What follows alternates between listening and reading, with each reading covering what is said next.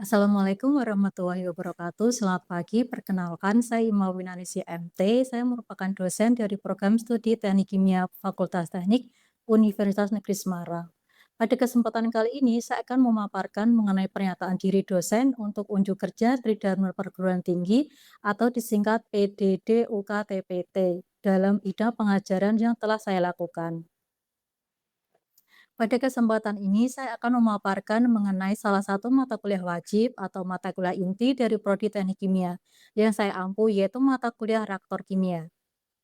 Saya akan menyampaikan beberapa aspek yang telah saya laksanakan dalam pembelajaran tersebut, antara lain yaitu meliputi penjelasan mengenai aspek delivery, interaction, dan assessment atau disingkat DIA. Penjelasan tersebut saya akan membagi menjadi beberapa poin penjelasan. Yang pertama adalah deskripsi mata kuliah, kemudian yang kedua adalah capaian pembelajaran mata kuliah atau CPMK, dan metode pembelajaran dan juga sistem penilaian. Mata kuliah reaktor kimia merupakan mata kuliah wajib pada semester 5 dengan bobot 3 SKS. Mata kuliah ini mempelajari tentang fungsi reaktor, jenis-jenis reaktor, dan desain sederhana pada reaktor batch, plug flow CSTR bioreaktor, serta mempelajari reaktor pada reaksi khusus dengan katalis cair maupun katalis padat. Capaian pembelajaran yang diharapkan setelah mengikuti mata kuliah ini adalah mahasiswa mampu menjelaskan fungsi reaktor, jenis-jenis reaktor. Yang kedua, menjelaskan dan merancang reaktor batch, plug flow, reaktor CSTR, bioreaktor.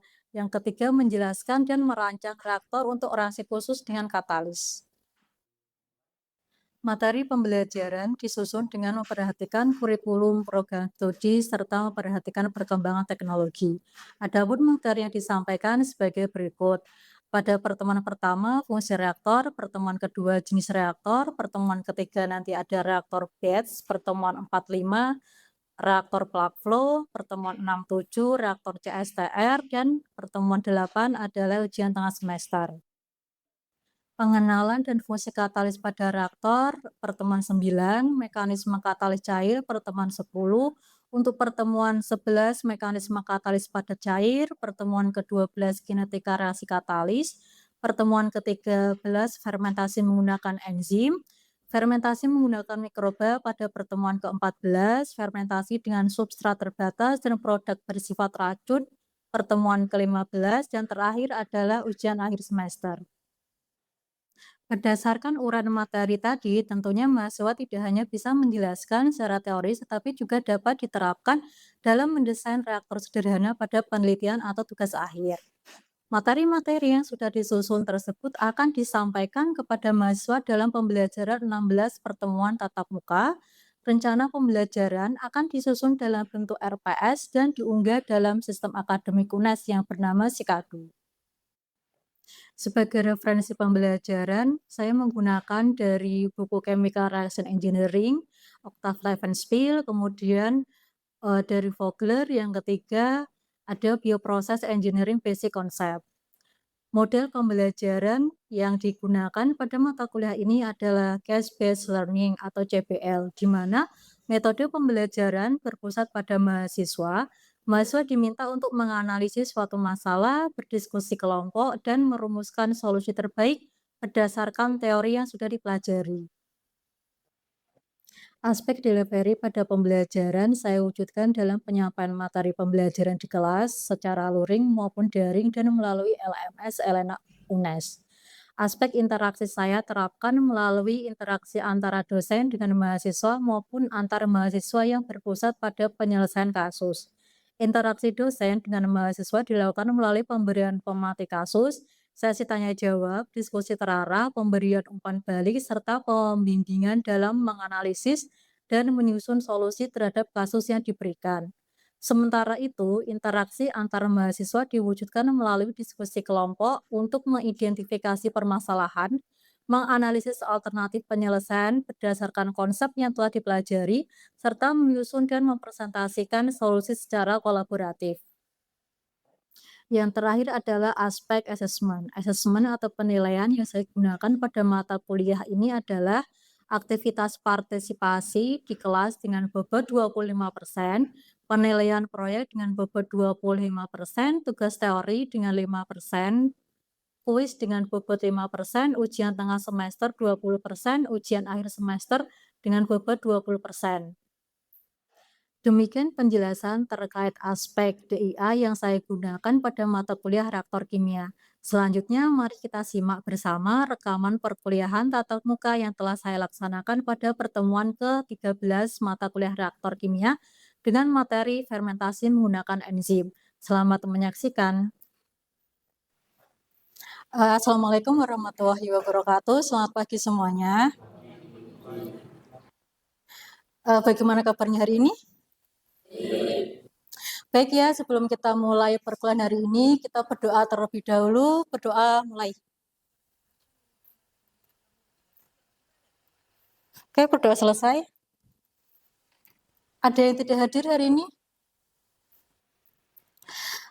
Baik, hari ini kita akan belajar sesuatu yang materi yang mengasihkan kayak gitu. Karena selain kita belajar dari materi-materi sebelumnya, yaitu tentang plug flow reaktor, gas reaktor, kita akan belajar mengenai biochemical reaction system, kayak gitu ya, dalam bioreaktor.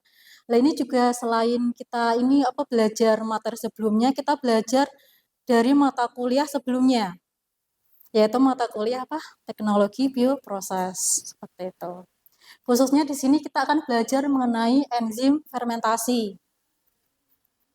Lah pada Perang Dunia Kedua di sini setelah ditemukannya penisilin, Perang Dunia Kedua tentaranya itu banyak yang meninggal.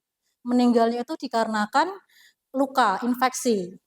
Sehingga para ilmuwan dan engineer itu bergabung untuk membentuk suatu tangki, yang mana tangki untuk menumbuhkan jamur penisilium untuk menghasilkan penisilin, sehingga untuk memproduksi penisilin dalam jumlah banyak seperti itu dibangunlah suatu tangki yang besar atau dinamakan bioreaktor. Nah itu makanya bioreaktor itu jadi booming seperti itu ya, diketahui oleh masyarakat luas.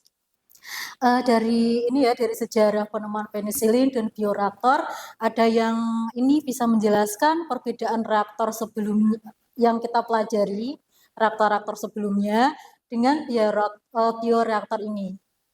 Coba angkat tangan. Oke, Mbak Widya silakan. Baik, terima kasih Bu.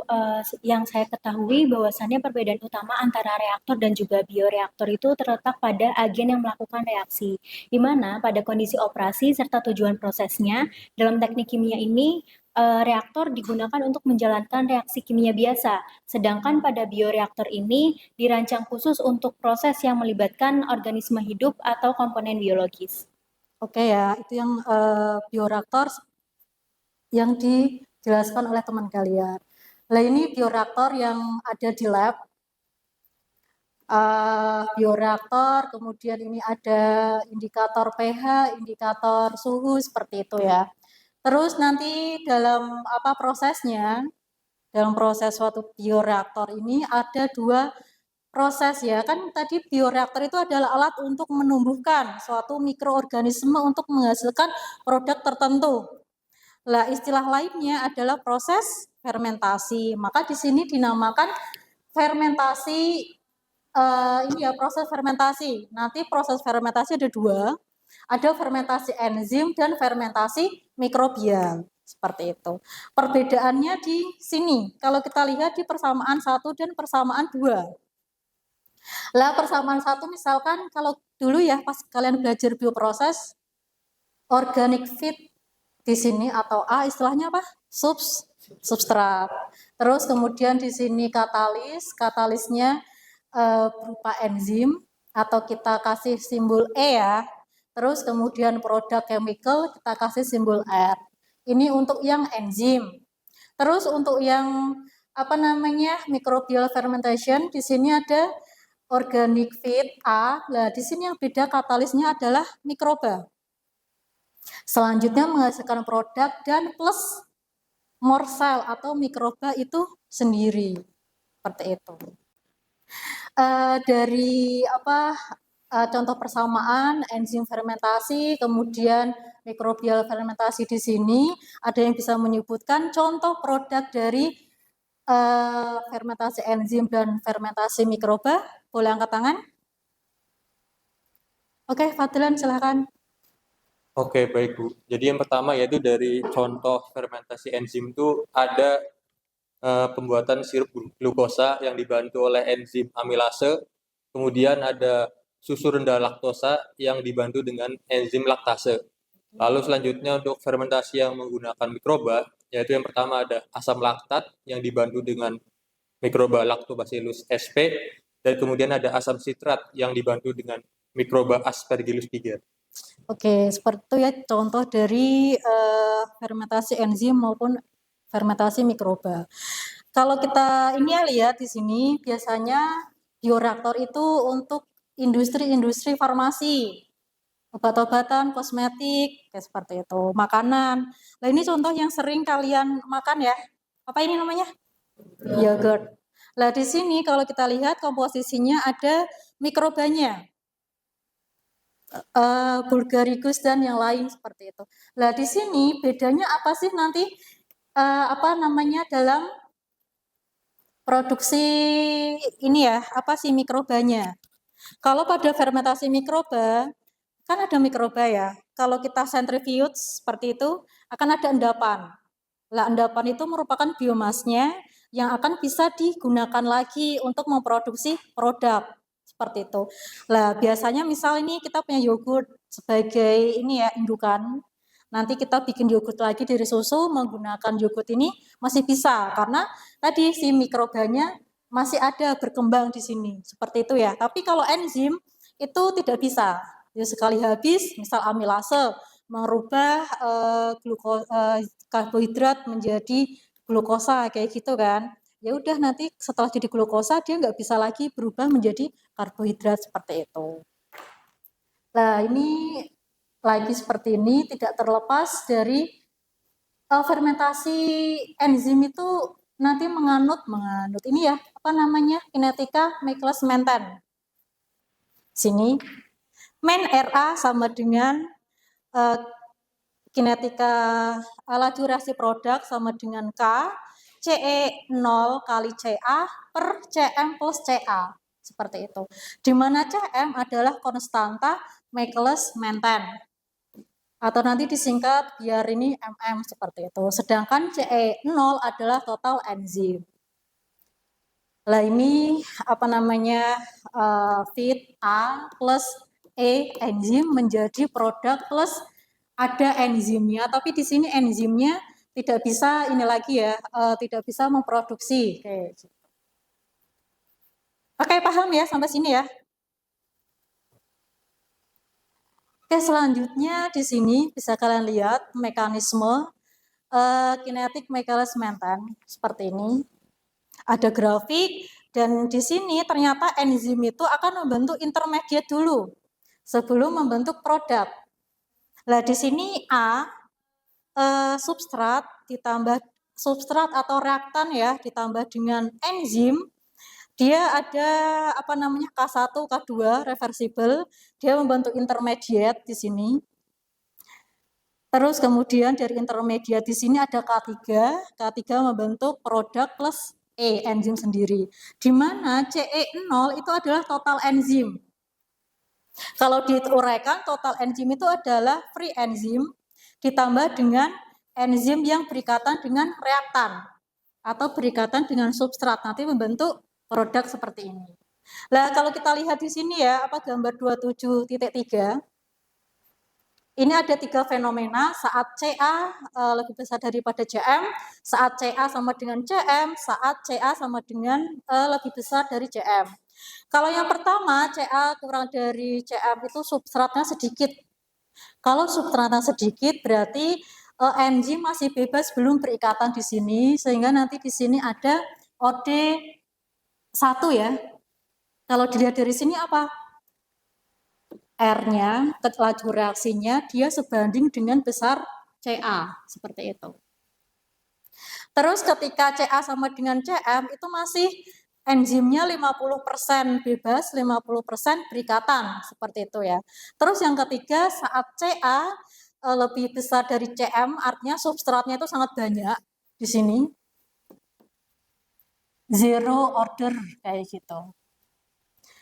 Nah, hampir seluruh enzim berikatan dengan substrat di sini, membentuk kompleks sehingga enzim menjadi jenuh. Penambahan substrat tidak lagi meningkatkan laju reaksi yang signifikan karena sudah di sini ya, sehingga laju reaksi mendekati maksimum dan menunjukkan ordinal. Oke, sampai sini ada yang ditanyakan? Ya, sudah paham ya? Sudah paham ya? Oke, untuk penerapan dalam fermentor ini ada dua, fermentor batch sama fermentor mixed flow, seperti itu ya. Untuk fermentor mixed flow atau nanti kita sebutnya CSTR, seperti itu. Nah, kalau CSTR berarti ada waktu tinggal, waktu untuk berkontak dengan substrat dan enzim, atau kita biasa menyebut dengan TO. Ya kan? Nah, di sini fenomenanya ketika substrat membentuk produk, terus kemudian akan dipertanyakan atau kita disuruh mencari Cm-nya. Cm tadi apa? Konstanta. Ya, konstanta Michaelis-Menten. Terus itu adalah konstanta biasa ya, konstanta pembentukan atau K3 di sini. Nah, untuk mempermudah nanti mencari laju reaksinya, kita plotkan dalam suatu garis ya, garis X sama Y. Yang dulu itu ini untuk memplotkan seperti ini berarti garis lurus kan? Kita nanti bentuk Y sama dengan apa? Mx plus C. Seperti ini, M di sini adalah slope-nya.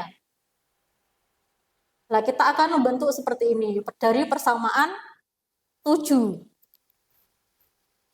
ke 8. Rumusnya adalah TO sama dengan ini ya, bisa dilihat di sini. Terus kita ubah ke persamaan 8 sehingga nanti Ca sama dengan min Cm plus K3 Ce0 dikali Ca TO per Ca0 min Ca. Di sini berarti yang Y-nya yang mana? Y. Y-nya berarti yang Ca. Terus X-nya yang X. X-nya itu yang ini. Enggak selalu X itu cuma satu bilangan. Tapi X-nya itu ini. Ce0 dikali Ca dikali TO per Ca0 min Ca. Sehingga nanti bisa dipelotkan. Di mana K3 kalau digambar di sini seperti ini. Ini ya. Ini tuh ini yang di sini. Slope K3, ini K3. Terus kemudian Ca-nya itu adalah ini Y. X-nya adalah Ce0 dikali Ca TO per Ca0 min Ca. Seperti itu. Di mana TO itu adalah volume dibagi dengan flow rate-nya. Flow rate adalah volume per waktu. Baik, dari paparan materi yang setelah saya sampaikan, adakah yang mau ditanyakan? Oke, Mas Atta, silakan. Oke, terima kasih Bu. Dari pemaparan Ibu, saya ingin menanyakan terkait kinetika reaksi pada fermentasi enzim dan kinetika fermentasi pada mikroba. Nah, itu perbedaannya antara dua itu apa Ibu? Oke ya, untuk kinetika pada enzim maupun pada mikroba itu sebenarnya sama, nanti juga persamaannya seperti ini. Tapi bedanya Cm untuk enzim itu adalah konstanta Michaelis-Menten. Tapi untuk mikroba itu namanya nanti kinetika Monod kayak gitu. Sehingga Cm di sini nanti merupakan konstanta Monod. Itu ya. Jadi sama. Nah, nanti untuk kinetika fermentasi monods atau mikroba akan kita bahas di pertemuan selanjutnya seperti itu. Baik ya, untuk menguji seberapa paham kalian di sini, Baik, nanti kita ada studi kasus seperti itu ya. Nanti kelas ini akan saya bagi menjadi 3 kelompok dengan menggunakan random team generator seperti itu. Oke, ini kelompoknya. Ini untuk studi kasus, sebuah perusahaan farmasi sedang mengembangkan proses produksi senyawa bernilai tinggi menggunakan reaksi enzimatis secara kontinu. Untuk meningkatkan efisiensi produksi, perusahaan menggunakan continuous tank reactor atau CSTR berkapasitas 6 liter. Namun, selama proses scale up, produktivitas reaktor tidak sesuai dengan perkiraan. Tim proses menduga bahwa model kinetika yang digunakan selama tahap desain belum mampu menggambarkan perilaku enzim secara akurat. Nah, sebagai engineer proses, Anda diminta mengevaluasi data hasil operasi laboratorium untuk menentukan model laju reaksi yang paling sesuai sebelum proses dilanjutkan ke skala industri. Datanya ini ya, di tabel CE0, terus kemudian ada CA0, CA, dan V. Oke, selanjutnya silakan kalian membentuk kelompok yang sudah terbentuk tadi. Nanti ada satu kelompok yang maju di depan.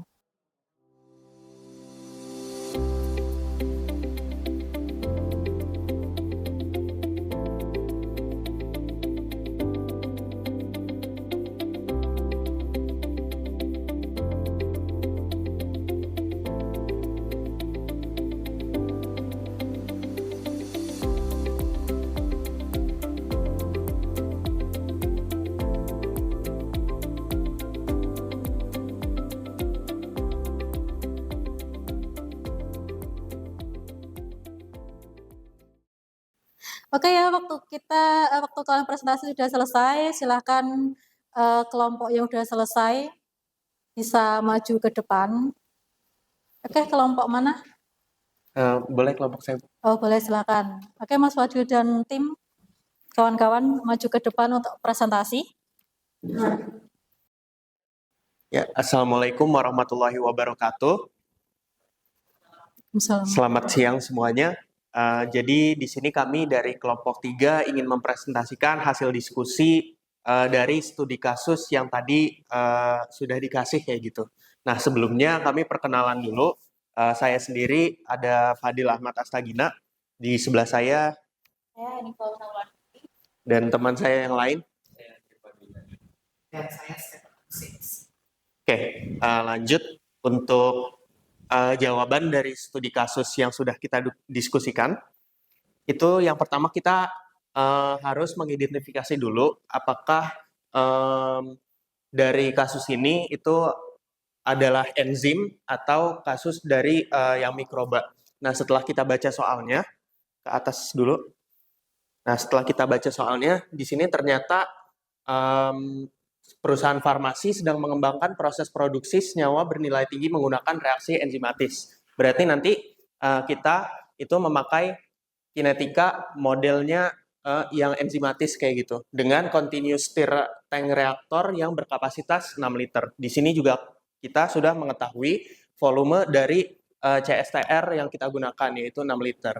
Nah, di sini juga ada beberapa data seperti konsentrasi enzim awal, konsentrasi substrat awal, konsentrasi produk, dan kecepatan dalam liter per hour-nya.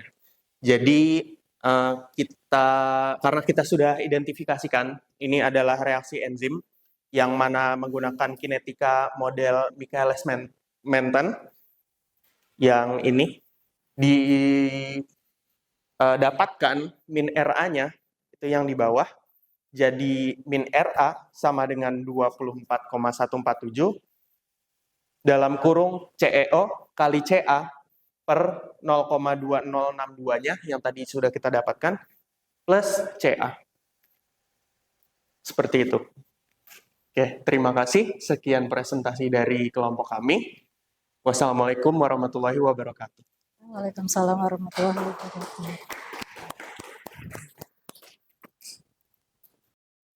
Oke, terima kasih atas kelompok 3 ya yang telah mempresentasikan pekerjaan mereka dan hasilnya sesuai dengan perhitungan atau jawaban yang sudah saya kerjakan. Selanjutnya silakan duduk di tempat kalian masing-masing. Terima kasih, Bu. Ya. Terima kasih.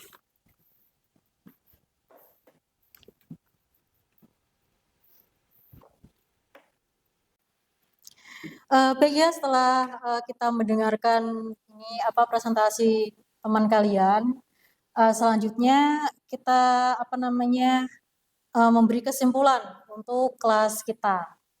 Ada yang mau memberikan kesimpulan? Oke, Mbak Salma silahkan.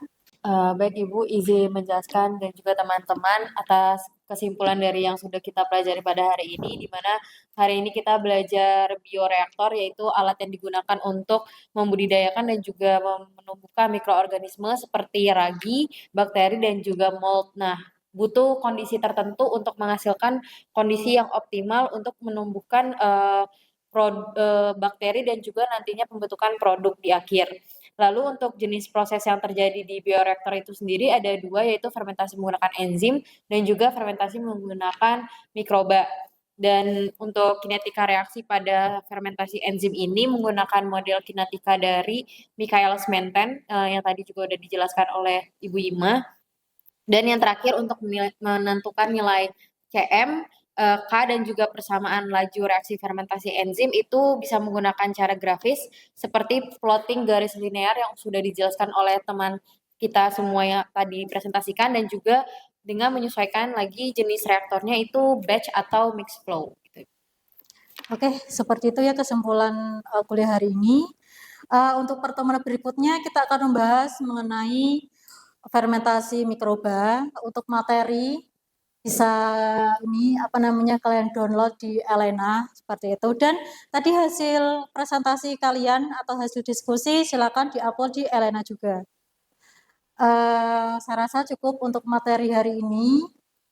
Kita lanjutkan minggu depan. Wassalamualaikum warahmatullahi wabarakatuh. Waalaikumsalam. Terima kasih sudah menyaksikan video pernyataan diri dosen untuk unjuk kerja Tridharma Perguruan Tinggi dalam bidang pengajaran mata kuliah reaktor kimia yang telah saya lakukan. Semoga bermanfaat dan dapat memberikan informasi yang baik. Melalui video ini, saya berharap dapat memberikan gambaran mengenai pelaksanaan Tridharma yang telah saya lakukan, sehingga dapat menjadi salah satu bahan pertimbangan dalam proses penilaian sertifikasi dosen. Wassalamualaikum warahmatullahi wabarakatuh.